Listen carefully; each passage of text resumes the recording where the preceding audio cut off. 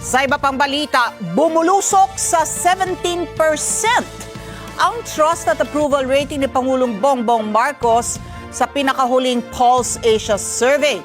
Sa pananaw po ng isang political analyst, malaki ang naging epekto kay PBBM ng ginawa pong pagpapaaresto kay dating Pangulong Duterte na sinundan pa ng investigasyon ng Senado kung saan nabunyag ang mga ginawang umano'y paglabag sa mga karapatan ng dating Pangulo. Karagdagang detalye sa report ni Mean Corvera.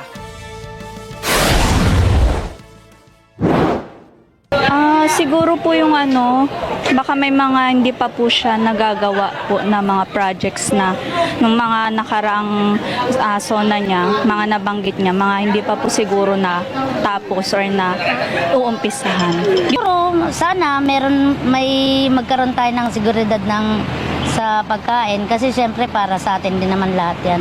Sana sana sa susunod na magkaroon tayo ng ganong Sana yun din ang masikir ni BBM sa atin.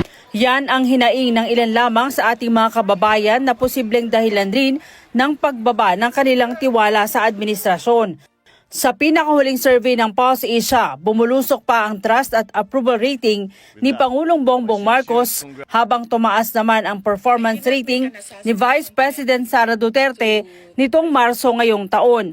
Ginawa ang survey mula March 23 hanggang 29 kung kailan tinanong ang taong bayan sa kanilang opinyon hinggil sa naging pagganap ng tungkulin ng mga opisyal ng gobyerno. Si Duterte lang ang nakakuha ng pinakamataas na rating sa 4 na pinakamatataas na opisyal ng pamahalaan.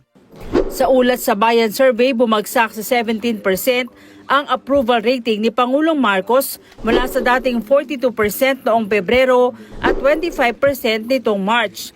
Taliwas yan sa performance rating ni VP Sara Duterte na umabot sa 59%, tumaas pa ng 7% kumpara sa 52% nitong Pebrero. Bukod kay Pangulong Bongbong Marcos, bumagsak rin ang approval rating ni na Senate President Francis Escudero at House Speaker Martin Romualdez.